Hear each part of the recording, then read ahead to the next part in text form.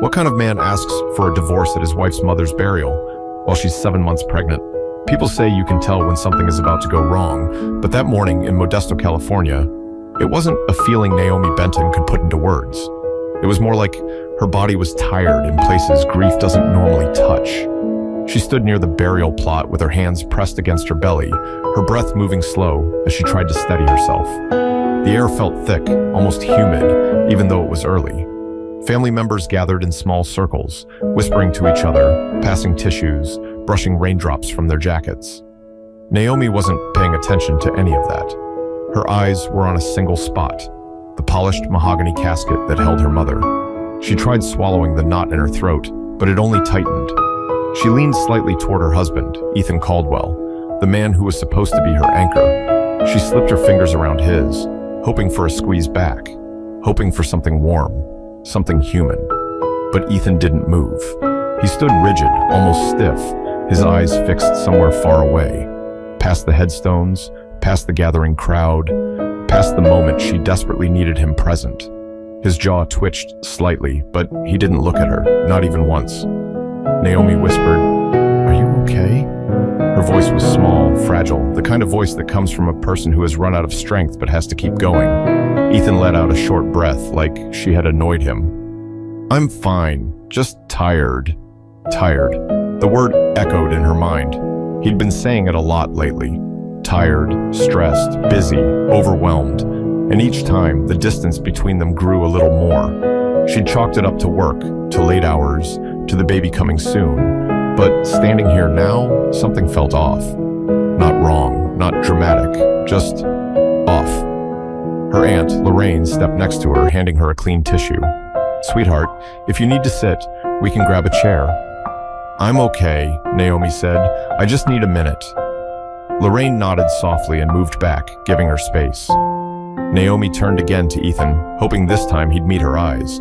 Maybe he'd brush her cheek. Maybe he'd whisper he was here. Maybe he'd do anything at all. But Ethan's phone buzzed in his pocket. He flinched, just slightly, but enough for Naomi to notice. Enough for her to watch the color leave his face for a quick second before he took a slow step backward and dug the phone out. He shielded the screen with his hand, glancing down at it like he was hiding something. Naomi blinked. Was he seriously checking messages right now? She whispered, "Ethan, please, can you just be here with me?" He didn't answer. He slid the phone back into his pocket with a sigh, but even that tiny gesture felt like it cost him effort. And when he finally faced her, his expression wasn't tender. It wasn't supportive. It wasn't even sad. It was blank, as if he were watching a stranger's loss instead of living through his wife's. She felt her pulse rising, and the pain in her chest made it hard to breathe. Something was wrong. Something more than grief, more than exhaustion, more than the weight of the baby inside her kicking softly, like she could sense her mother's pain. Naomi whispered, "Can we talk after this? Please? I need to..." Ethan cut her off sharply. "Not now." His tone wasn't harsh, but the coldness behind it made her shiver. The pastor began speaking, his voice floating through the rows of mourners as the first few drops of rain hit the grass. People pulled jackets over their heads, but nobody stepped away. Naomi stayed still, staring at her mother's name engraved on the brass plaque, trying to let the words being spoken comfort her. But they felt far away. Ethan shuffled his feet. He glanced sideways, and Naomi saw it again. That distant look, the one a person gets when they're somewhere they don't want to be. She whispered, "You've barely looked at me all week." This time, Ethan's expression cracked. Only slightly, but enough for her to see irritation replace emptiness. "Naomi," he muttered, "can we not do this here?" "Do what?" she asked softly. He opened his mouth, then stopped. His hand twitched. His eyes flicked toward the parking lot for half a second before he looked down at the ground, and that's when Naomi's stomach tightened in a way that had nothing to do with the baby. A sinking, quiet realization settled inside her. Ethan wasn't tired. Ethan wasn't stressed. Ethan wasn't overwhelmed. Ethan didn't want to be here. Not with her. Not today. Not in this moment that mattered more than any moment they had lived together in years. She inhaled slowly, trying to steady herself, but Ethan was already turning away from her a second time. She felt something inside her shift, something she couldn't name yet. But it was heavy, heavier than the grief, heavier than the rain. But what Naomi didn't know, not yet, is that this heaviness was only the beginning, and that the truth Ethan had been hiding was waiting right behind the next moment, ready to hit her harder than anything grief had done to her that morning. But before she finds out, someone else is about to make a move that changes everything. The pastor's voice faded into the background as Naomi tried to steady her breathing. She focused on the rhythm of her baby shifting inside her, hoping it would help her stay grounded. But Ethan kept shifting his weight from one foot to the other, glancing around like he was waiting for something or someone. When the final prayer ended, relatives stepped forward to place roses on the casket. Naomi moved slowly, clutching her belly with one hand and holding the rose with the other. Each step felt heavier than the last. She waited for Ethan to come with her, to walk beside her, to at least pretend he cared. He didn't move. Lorraine touched Naomi's shoulder. "Honey, do you want me to go with you?" Naomi forced a small breath. "No, I need him." She turned back toward Ethan. He was staring at the ground, his hands buried in his pockets. She walked to him, her voice trembling. "Ethan, please, this is my mother." He didn't even blink. "I said I'm here." "Physically," she murmured, "but not with me." He exhaled sharply through his nose, the kind of breath someone takes when they've run out of patience. For the first time all morning, he met her eyes, and what she saw there made her stomach drop. "That's enough, Naomi," he said quietly. Enough? Enough of what? Her grief? Her pain? The life they'd built together? "Come with me," she whispered, "just for a minute, away from everyone." Ethan hesitated. His jaw tightened slightly, just a flicker, but it told her everything. He didn't want to go with her, not even for a moment. But finally, he followed. They stepped a few yards away, near a row of older graves under a patch of overgrown grass. The rain picked up, tapping lightly on the umbrella Naomi's uncle had loaned her. Ethan didn't bother to take cover. He stayed in the open, looking irritated, almost restless. Naomi clutched the umbrella tighter. "Ethan, what's going on with you? You've been distant for months. You barely talk to me. You sleep on the couch half the time. I thought maybe it was work, or the stress of the baby coming, but right now, right here, you're acting like you don't even want to stand next to me." He didn't answer. "Please," she said softly, "say something." Ethan rubbed his face with one hand, then looked at her. "I can't do this anymore." Her heartbeat stuttered. "Do what?" "This marriage." The words hit her like a physical blow. She blinked, certain she'd misheard him. "Ethan, don't say that. Not now, not here." "I'm serious," he said. "I want out." The umbrella slipped from her fingers and hit the ground, bouncing once before landing in the wet grass. Rain began hitting her face directly, but she barely felt it. She whispered, "You can't be saying this at my mother's burial." "I didn't plan it," he muttered. "Then why now?" she cried. "Why today of all days?" Ethan lifted his chin slightly. "Because I can't keep pretending. I'm done pretending." Naomi felt dizzy. Her hand instinctively went to her belly again, as if shielding the baby from the words slicing through her. "What changed?" she asked, her voice barely audible. He hesitated for a split second, long enough to confirm he was hiding something, but then he said, "Everything. I'm not happy. I haven't been for a long time." Her throat tightened. "So you leave me now? When I'm 7 months pregnant? When my mother is being lowered into the ground?" "I should have said something sooner," he replied, eyes shifting away. "But I didn't want to fight about it." She stepped closer, searching his face. "Is there someone else?" Ethan froze. Not dramatically, not obviously, but enough. Naomi's breath caught. "There is," she whispered. He didn't deny it. He didn't reassure her. He didn't even look embarrassed. Tears pooled in her eyes, spilling down her cheeks. "How long?" "Naomi, how long?" she repeated, her voice sharper. He swallowed. "Almost a year." The world spun. The weight of the moment crushed her. Her knees buckled, and she grabbed the nearest headstone to steady herself. Lorraine rushed toward her, shouting her name. A few relatives hurried over, surrounding Naomi as she shook uncontrollably. "What did you do to her?" Lorraine snapped at Ethan. Ethan stepped back. "I told her the truth." Truth, Lorraine shouted. You broke her! Naomi sank to the ground, clutching her stomach as tears streamed down her face. She wasn't thinking about the baby, the rain, or the people watching. She was thinking about the man standing 3 feet away who had once promised her forever, and he couldn't even offer comfort. Ethan exhaled slowly, looked at the parking lot and said, I'm leaving. Lorraine almost lunged at him, but 2 cousins held her back. Naomi's voice cracked as she whispered, Please, don't go. Ethan didn't turn around. He didn't bend down. He didn't say goodbye. He just walked, and Naomi felt something inside her fracture in a way no doctor could ever fix. But Ethan thinks he's walking toward a better life, when in reality, he's stepping into a disaster he created himself. Ethan reached his car with rain dripping off his hair, his steps fast and uneven, like he was trying to outrun what he'd just done. His hands shook when he unlocked the door. For a second, he stared at his reflection in the window, eyes wild, chest heaving, as if even he couldn't believe the words that had come out of his mouth. But instead of going back, instead of checking on his pregnant wife who had collapsed on the wet ground, he pulled out his phone. A message sat on the screen. Claire, are you coming? I can't wait much longer. His jaw clenched. He typed back quickly. Ethan, leaving now. He climbed into the driver's seat and slammed the door. The silence inside the car wrapped around him. No crying, no pastor's voice, no whispers from relatives looking at him like he was a monster. He almost felt relieved. Almost. He started the engine and pulled onto the street, heading across town toward a small rental house on Tully Road. The windshield wipers swiped away the rain, but not the image of Naomi falling to her knees. He gripped the steering wheel harder. She'll be fine, he muttered to himself. She has her family. He said it again, louder this time. She'll be fine. But the words didn't sound right. They felt thin, weak.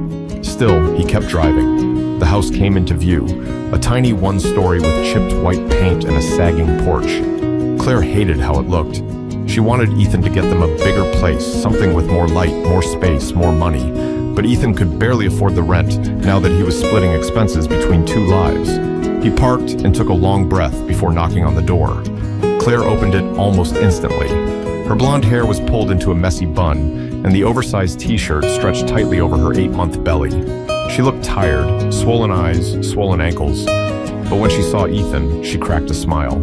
There you are, she whispered, reaching for his shirt. He stepped inside. She closed the door behind him. She kissed him first, quick and hungry, but when she pulled back, she studied his face like she was searching for clues.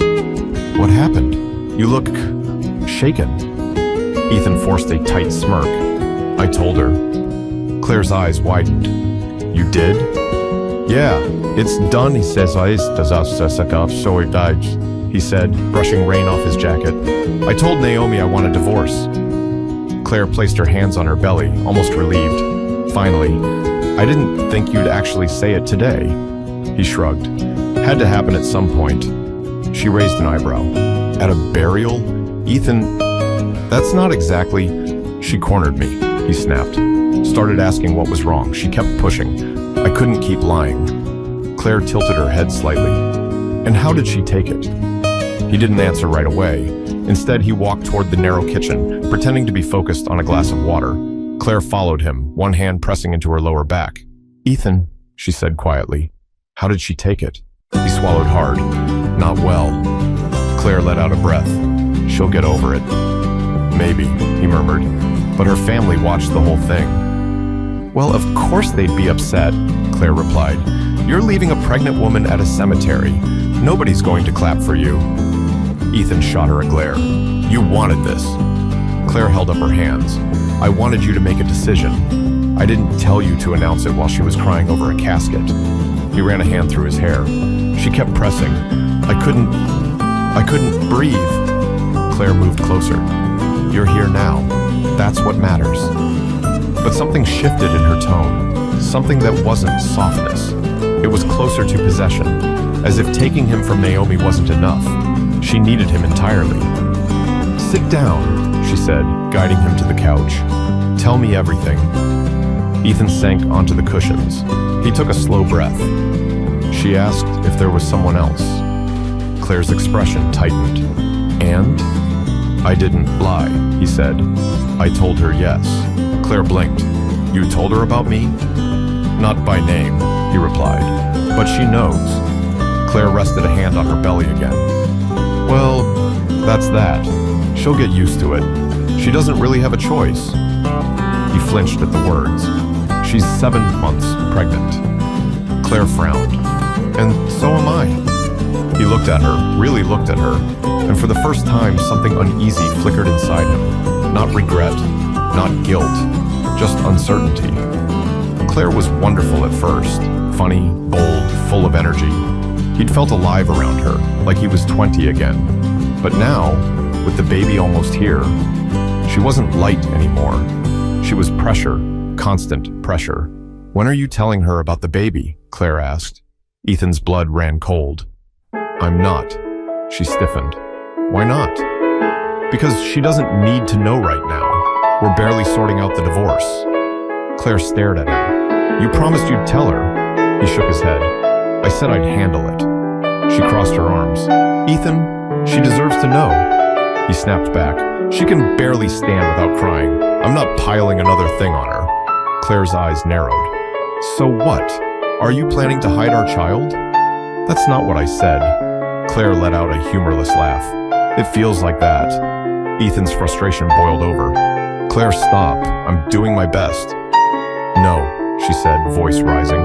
You're doing what makes you comfortable, not what's right. And now that things are real, you're scared. He stood up.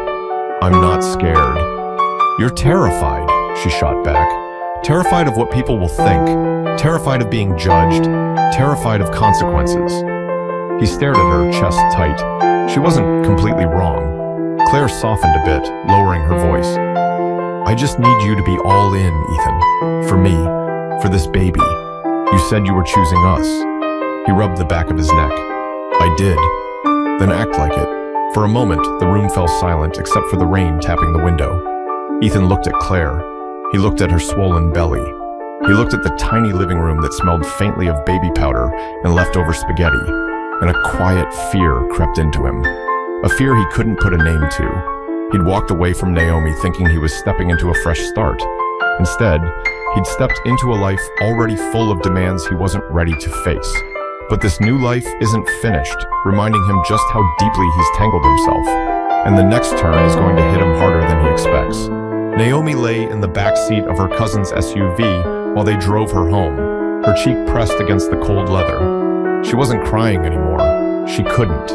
Her body had drained itself completely. Her chest hurt from the sobs earlier, her throat burned, and her eyes felt swollen and raw. Lorraine sat in the seat beside her, holding her hand as if letting go would make Naomi crumble into pieces right there. Honey, slow breaths, Lorraine whispered. Nice and calm. Naomi nodded weakly. The baby nudged her ribs, a small reminder that she wasn't alone, no matter how hollow she felt. When they reached her house, Naomi stepped out slowly, one hand steadying her belly. The porch felt unfamiliar, as if she were walking into someone else's life. The curtains in the living room window were half closed. The doormat Ethan picked out last year still sat in front of the door. The garden hose he'd left tangled up last week was still lying in the yard. It all looked ordinary, but her world was ruined. Inside, her uncle helped her to the couch. Lorraine fetched a warm blanket, draping it over her shoulders the way Naomi's mother used to do whenever she felt sick. Naomi stared at the wall, words stuck in her throat. For a long moment, no one said anything. The room stayed quiet except for the soft hum of the air conditioner. Finally, Naomi whispered, "He didn't even look back." Lorraine squeezed her hand. "A man who can walk away like that, baby, he's not the one who deserves you." Naomi shook her head weakly. "I thought he loved me." Her uncle sat on the coffee table, leaning forward. "Love doesn't make someone leave you at a cemetery. That wasn't love. Whatever he was feeling, it wasn't love." The words stung, but not because they were harsh, because they were true. Naomi brought both hands to her face. "What am I going to do?" Lorraine moved closer. "You're going to breathe. You're going to take things 1 hour at a time. And you're going to remember that you have people who will walk through this with you." Naomi wiped her cheeks. "Was it something I did? Something I didn't do?" "No," Lorraine said firmly. "This is on him, not you." Naomi leaned back, her fingers trembling. She remembered the way Ethan had looked at her, cold, distant, irritated. She remembered how he flinched at his phone like someone was controlling him. She whispered, "He's been lying to me." Her uncle sat up straight. "About what?" "Everything," she said. "It wasn't just work. It wasn't stress. It was something else." Lorraine met her eyes. "Someone else." Naomi closed her eyes tightly. She didn't want to speak it out loud, but the truth pressed on her chest until she forced herself to say it. He didn't deny it. Silence filled the room. And then Naomi broke again. Not the screaming kind, not the collapsing kind, just quiet, painful tears that rolled down her face as she held her belly. "I didn't even see it," she whispered. "I didn't notice because I trusted him so much." Lorraine leaned closer. "Sweetheart, you were grieving your mother. You were preparing for your baby. You weren't expecting betrayal. You were expecting support." Naomi sniffed. "I gave him everything I could, everything I had." Her uncle looked down, thoughtful for a moment. Then he spoke in a low voice. "Your mother didn't raise you to be anyone's second choice." The words cut cleanly through the air. Naomi felt an invisible shift inside her. A small one, but real. A crack where light could eventually enter. She wasn't strong yet. She wasn't healed. But something inside her stirred. Something she hadn't felt since before her mother got sick. A thin thread of resolve. Lorraine stood. "There's something else we need to talk about," she said gently. "But we'll do it when you've had some water." Naomi blinked. "What do you mean?" "Let me grab the papers," Lorraine said, heading to the hallway. "Your mom wanted you to have them. She told me everything before she passed." Naomi frowned. "Papers?" Her uncle exchanged a glance with Lorraine, one of those glances that meant they'd been keeping something quiet, waiting for the right moment. Naomi sat up straighter. "What kind of papers?" Lorraine returned, holding a large envelope, thick enough to need rubber bands around it. She placed it carefully on Naomi's lap. "Your mother left something behind," Lorraine said softly. "And she made me promise to give it to you after today." Naomi stared at the envelope. Her heart thudded painfully. "What is this?" "Everything she never told you," her uncle said. "Everything she didn't want you and Ethan to depend on." Naomi swallowed hard. The weight of the envelope felt unreal. "I don't understand." "You will," Lorraine murmured. "And Naomi, this is going to change things." Naomi touched the edge of the envelope with her fingertips, not ready to open it yet. Her voice trembled as she asked, "Is it bad?" Lorraine shook her head slowly. "No, sweetheart, it's the opposite." Naomi exhaled shakily. For the first time since the cemetery, something in her chest loosened, just a little. She didn't know what was inside. She couldn't imagine anything helping her right now, not after losing her mother and her husband in the same hour. But Lorraine's expression wasn't pity, it was reassurance, and that alone made Naomi's pulse quicken. But before she opens those papers, the truth about her mother and her own future is about to turn everything upside down. Naomi stared at the thick envelope on her lap, as if it might start moving on its own. The room felt heavier, quieter. Even the air conditioner seemed to hush itself. Lorraine sat beside her, gently rubbing her back, while her uncle watched with a steady expression that hid more emotion than he let show. Naomi finally whispered, "Can someone open it for me? My hands are shaking too much." Lorraine nodded. "Of course, honey." She slid off the rubber bands and opened the flap. Inside were several neatly stacked documents, some typed, some handwritten. A few had official seals from banks Naomi had never heard of. Lorraine laid the first page on the coffee table. Naomi hesitated. "What is all this?" Her uncle leaned forward. "Start with this one," he said, handing her a single sheet printed with a law office header and a date from just 2 weeks ago. Naomi took a deep breath and read the top line aloud. "This is the last updated will and testament of Teresa Benton." Her voice cracked halfway through her mother's name, but she forced herself to continue. She owed her mother that much. Lorraine reached over and pointed to a paragraph half down the page. "Start there." Naomi followed her finger and read slowly. "I leave my entire estate, including all properties, investments, accounts, and personal holdings, to my daughter, Naomi Benton." She frowned. "Entire estate? What estate?" Her uncle let out a breath. Naomi, your mother didn't live the life you thought she did. Naomi blinked. She worked at the hardware store for 20 years. That was by choice, Lorraine said. She didn't need the money. She liked the work. It kept her grounded. Naomi shook her head. This can't be right.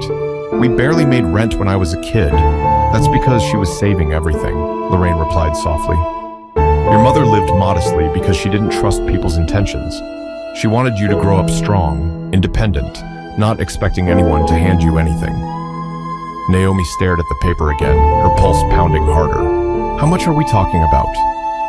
Lorraine reached for another document, a financial summary printed across 3 pages. She set it gently in front of Naomi.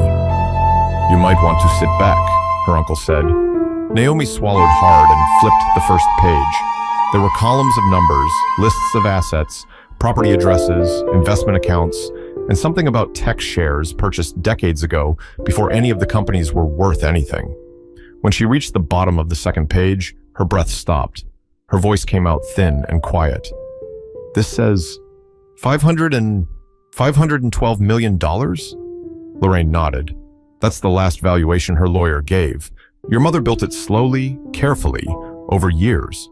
Some of those investments multiplied beyond anything she expected. Naomi's ears rang.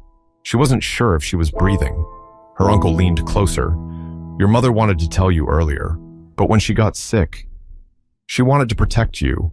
She wanted to wait until the right moment, a moment when you needed strength the most. Naomi's eyes filled again, but this time the tears felt different, less like heartbreak and more like disbelief wrapped in grief. She never said a word, Naomi whispered. Not once. She didn't want Ethan knowing, Lorraine said carefully. She didn't want him or anyone shaping your future for their own benefit. Naomi flinched. You think she didn't trust him? Lorraine hesitated, then she said, Your mother had good instincts. Naomi looked at the documents again. Her entire life, every struggle, every sacrifice her mother made, suddenly took on a new shape. Her mother hadn't been poor. She'd been careful, strategic, protecting her daughter's future from the wrong people. Her uncle cleared his throat. There's more. Naomi's heart thumped. More? Lorraine picked up a smaller envelope with Naomi's name written in her mother's handwriting. Curved, neat, familiar. Naomi's breath caught. She wrote you a letter, Lorraine said softly. Naomi took it with trembling hands. She closed her eyes before opening it, bracing herself for whatever came next. Then she unfolded the page. Her mother's voice came alive in her head with the first sentence. My sweet Naomi, if you're reading this, it means I'm no longer with you, and I'm sorry for leaving you so soon. Naomi pressed her hand to her mouth. Lorraine reached out, squeezing her shoulder gently, but urging her to keep reading. I spent my life teaching you how to stand on your own feet because I knew one day you might need to. People can surprise us, with kindness, yes, but also with selfishness. I didn't want anyone taking advantage of your heart. You give so much, too much sometimes. I wanted your future safe, no matter who stayed or who walked away. Naomi blinked rapidly, trying to see the words through her tears. I didn't want the world, or any man, to have power over your peace. This inheritance is for you and your child, not for anyone else. Use it wisely, protect it, and remember your worth. A tear slid down Naomi's cheek as she whispered, Mom. She read the final line slowly. You were born to rise above pain, not drown in it.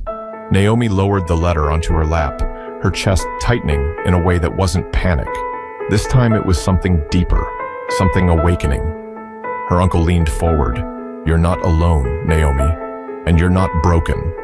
You're about to step into a life your mother built with love and foresight. Naomi wiped her face, breathing shakily. She saved all this for me? Yes, Lorraine said.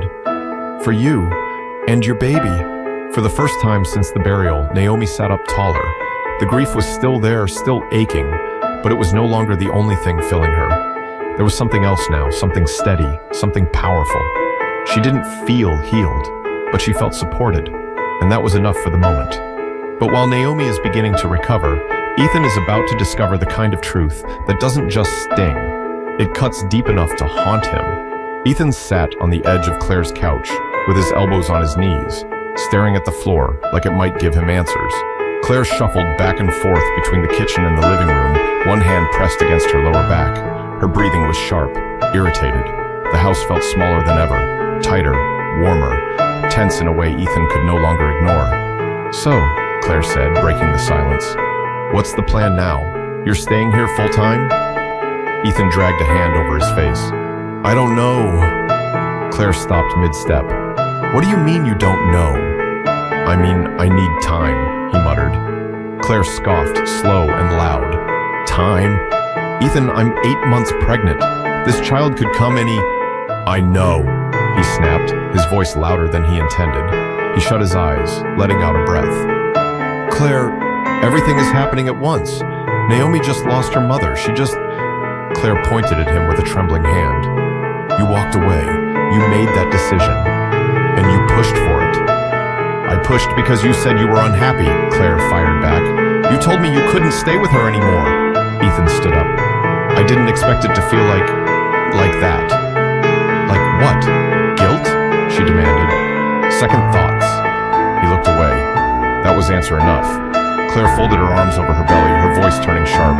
"Don't even think about backing out on me now. I won't let you." Ethan glared. "I'm not backing out. I'm just overwhelmed." She stared at him, her eyes narrowing. "You sure? Because you look like a man who regrets something." He didn't respond. Claire walked closer until she was a few inches from him. "Do you love me, Ethan?" His throat tightened. "Yes." "Say it like you mean it." He clenched his jaw. "I love you, Claire." But even he could hear how flat it sounded. Claire's eyes glistened, not with softness, but with frustration. "I need security. I need to know I'm not going to raise a baby with someone who's halfway in and halfway out." Ethan rubbed his temples. "I told you I want a life with you." "I've heard your words," Claire replied, her voice rising. "But your actions. Ethan, you're pacing like you want to run back to her." He froze. Claire stepped back slightly, studying his face. "You do, don't you?" "No," he said quickly, too quickly. Before she could fire back, someone knocked at the front door. 3 rapid knocks, firm and impatient.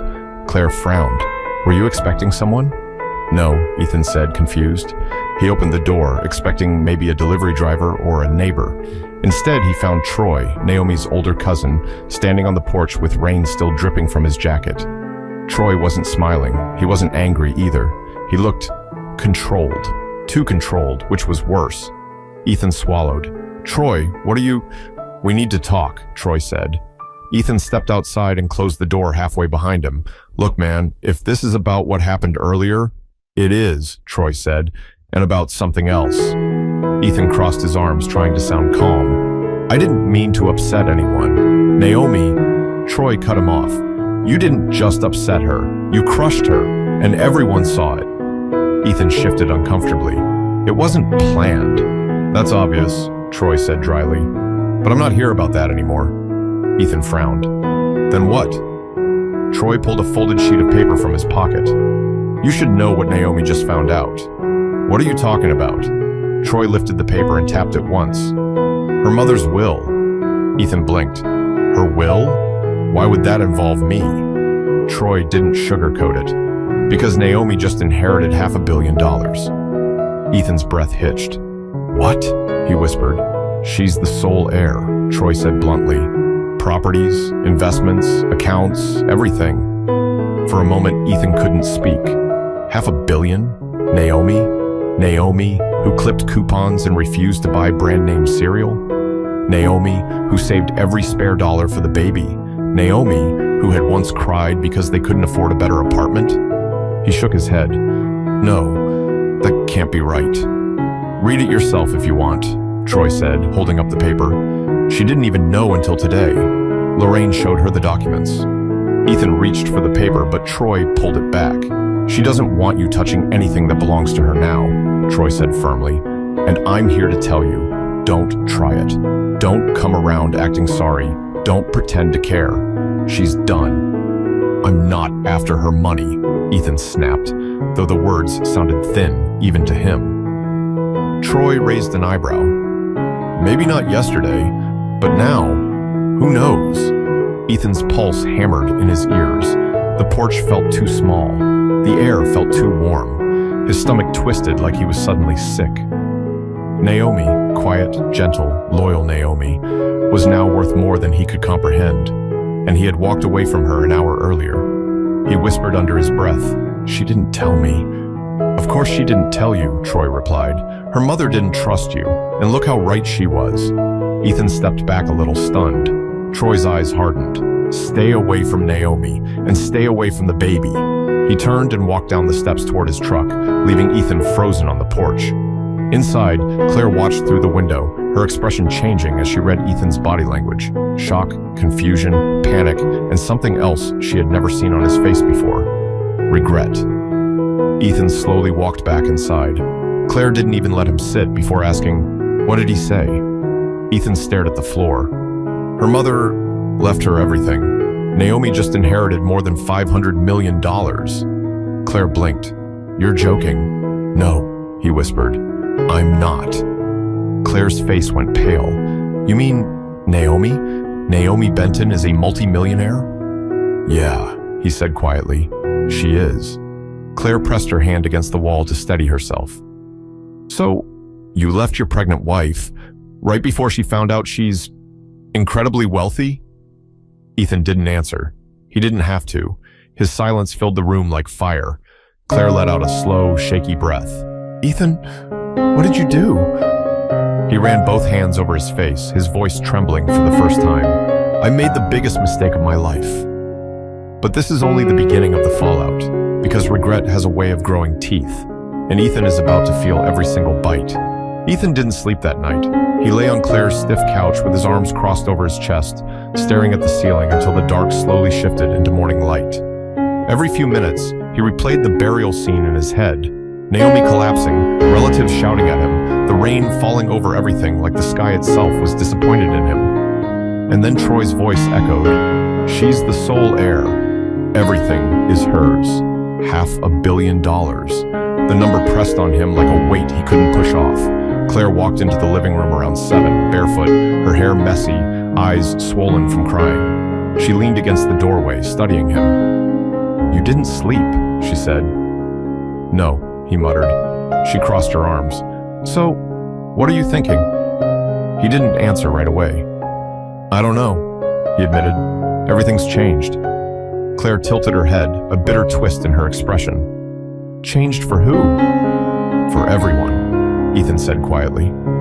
Claire let out a humorless laugh. "Don't play dumb, you're talking about her." Ethan rubbed his face. "I'm trying to figure out what to do." "Do?" she repeated sharply. "You're not doing anything. You're not going back to her." "I didn't say I was going back." "You're thinking about it," she snapped. "I can see it all over your face." Ethan stood up. "She's carrying my child, Claire." "And I'm carrying your child too," Claire shot back. 8 months pregnant, Ethan, and now you're standing here acting like you've just discovered a new direction in life. "It's not that," he muttered. "Then what is it?" she demanded. "Say it." He took a long breath. "I shouldn't have left her like that." Claire's jaw tightened. "Because she's rich now? That's what this is." "No," he said sharply. "Because she's hurting. Because I made her collapse at her mother's burial." Claire narrowed her eyes. "Funny how that didn't bother you yesterday." "It did," he snapped. "But I didn't realize how bad it was until you realized what she's worth," Claire cut in. Ethan opened his mouth to argue, but his voice died before the words came. Claire stepped closer, her hand gripping the back of a chair.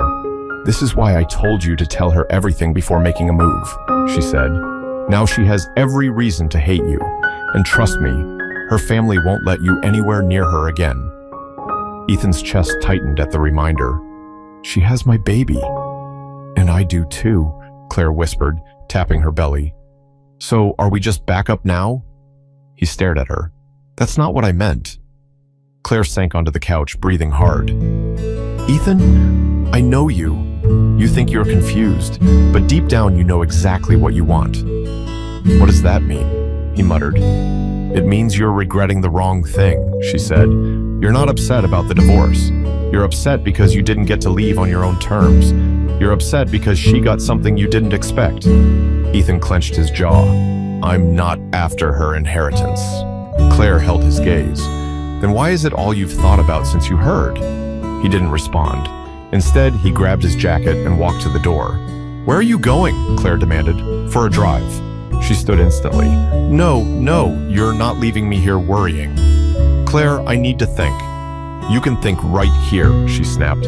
We're supposed to be a family. Ethan turned back to her, his voice low. I need space. Claire's eyes filled, not with sadness, but anger so sharp it made the room feel hotter. Space, she repeated. That's exactly how this started, with you needing space from your wife. He looked away. She stepped closer, her voice dropping. Don't make me the woman you used to escape your problems. I'm not, he whispered. Then prove it, she said, trembling. Stay.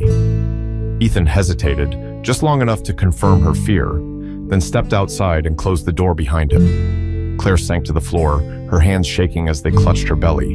Her breathing quickened, not from stress alone. A contraction rolled through her. She gasped softly. Please, not now. Meanwhile, Ethan drove aimlessly through Modesto, past shops opening for the morning, past people walking dogs or grabbing coffee. Every ordinary sight felt like a slap. Everyone else's life looked stable, predictable, safe. His was a burning mess. He parked near a small park, shut off the engine, and rested his forehead against the steering wheel. How did I let everything fall apart? He whispered. A soft knock on the window made him jerk up. It was Jermaine, a coworker he hadn't spoken to in weeks. Jermaine leaned down, squinting. Man, you look like you lost a boxing match with your thoughts. Ethan opened the door. Jermaine, hey. Jermaine raised an eyebrow. You all right? You look rough. I messed up, Ethan muttered. Jermaine sat on the edge of the car door. With Naomi? Ethan hesitated. Jermaine already guessed the answer. Jermaine sighed. People have been talking. Word gets around fast, you know. Folks heard about what happened at the cemetery. Ethan winced. I didn't plan for it to go that way. Nobody plans something like that, Jermaine said. But you did it, and you gotta live with it. Ethan swallowed. She inherited a lot. Jermaine shrugged. And I didn't know. So, Jermaine repeated, that don't change the way you treated her. The truth cut deeper than Ethan expected. Jermaine stood fully now, crossing his arms. Listen, man, you wanted another life. You wanted Claire? Then stick to your choice. But don't go crawling back to Naomi because her situation changed. That's not why... Jermaine held up a hand. Then sit with your actions. Don't try to fix them with money. And don't mess up her peace again. Ethan stared at the ground. Jermaine stepped back. You can't undo what you did. You gotta deal with it. Without waiting for a reply, he walked away. Ethan leaned against the car, his chest tight. For the first time, he saw his choices without excuses. He hadn't just walked away from Naomi. He had walked away from the life he was supposed to build with her, and now he was realizing the price. But before he can even figure out how to handle this regret, something urgent is happening back at Claire's place, and it's about to push everything into a new crisis. Claire tried to stand, but the pain tightened around her abdomen again, sharper this time. She gripped the edge of the couch with both hands, breathing slowly the way the nurse taught her in class, but her breaths kept breaking. Sweat formed along her hairline. Her legs trembled. She whispered to herself, "It's too early." Not yet. But the contraction didn't care. It rolled through her again, stronger than the last. She grabbed her phone and dialed Ethan. Ring, ring, ring. No answer. She tried again. Still nothing. Claire threw the phone onto the couch, her chest tightening, not from the pain, but from the fear. "I can't do this alone," she whispered. She lowered herself onto the floor, leaning against the couch cushions while she waited for the pain to ease. But the truth settled in her stomach heavier than the contractions. Ethan wasn't here. Not physically, not emotionally, not completely. She had fought so hard to pull him into a new life, but she never stopped to see how broken he already was. And now she was the one left shaking on the floor, terrified and alone. Across town, Ethan sat on a bench near the park, staring at his phone screen. 10 missed calls, all from Claire. His stomach dropped. He stood so quickly the bench shook. As he rushed to the car, a horrible thought struck him. What if something's wrong with the baby? He jumped into the car, slammed the door, and sped off, heart pounding with panic. Not guilt this time, fear. When he reached the house, Claire was curled on the living room rug, her breathing uneven, her hands gripping the cushions like life preservers. Ethan rushed in. "Claire, hey, talk to me." She looked up, her eyes wet and angry. "Where were you?" He knelt beside her. "I'm sorry, I didn't see the calls. What's happening?" "A contraction," she gasped, her voice trembling. "Maybe more. I don't know." Ethan swallowed hard. Okay, we're going to the hospital." He helped her to her feet, grabbed the hospital bag, and guided her to the car. Claire clutched his arm with every step. Her breathing hitched as she lowered herself onto the seat.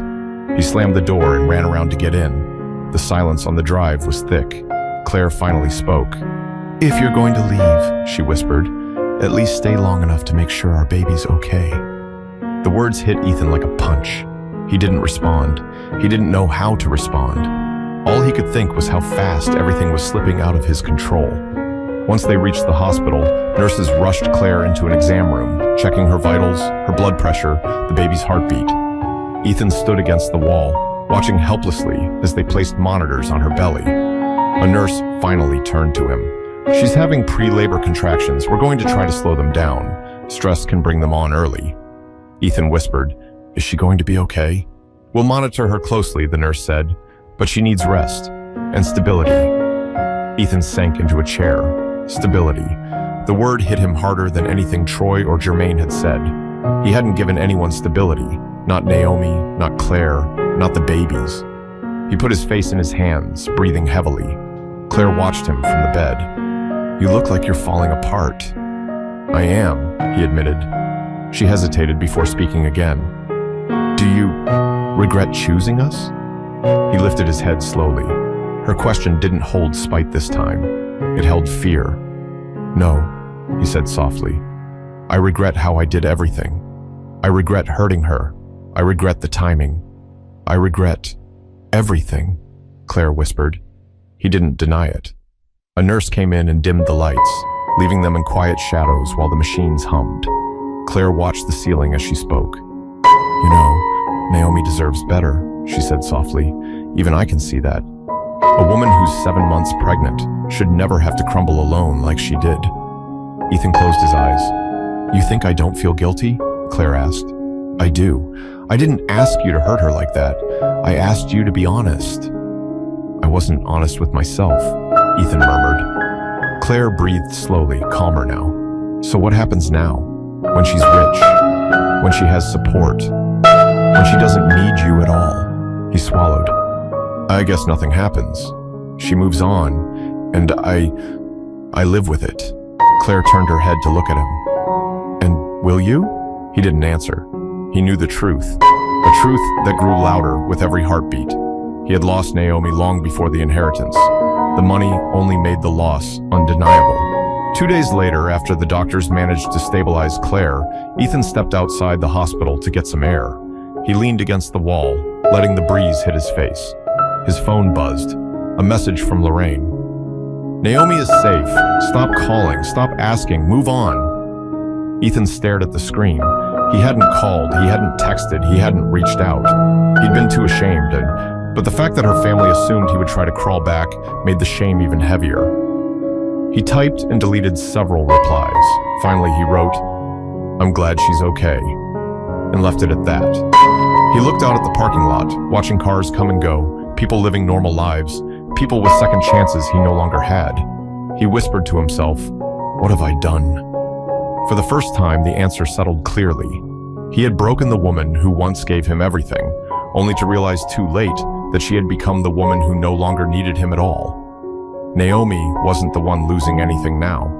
She had a future, a child, a fortune, a family, a chance at real love someday. Ethan was the one left behind, scraping together the pieces of a life he had shattered with his own choices, choices he couldn't rewind, choices he had to live with. Because some mistakes don't just follow you, they shape the rest of your life. Pain doesn't reveal itself all at once. It arrives in pieces, through betrayal, through grief, through moments when life feels unfair. But strength comes in pieces too. Naomi found her strength the moment she realized her worth didn't depend on who stayed or who walked away. And that's the truth buried in this story. People who don't value you don't get to define you. People who leave don't get to decide your future. You decide that. Naomi didn't rise because she became rich. She rose because she chose herself. And Ethan? He learned a truth many discover too late. When you mistreat the right person, you lose far more than you ever expect. If you found this story powerful, share it with someone who might need the reminder that their value doesn't come from someone else's approval. And if you want more stories like this, make sure you follow along for the next one.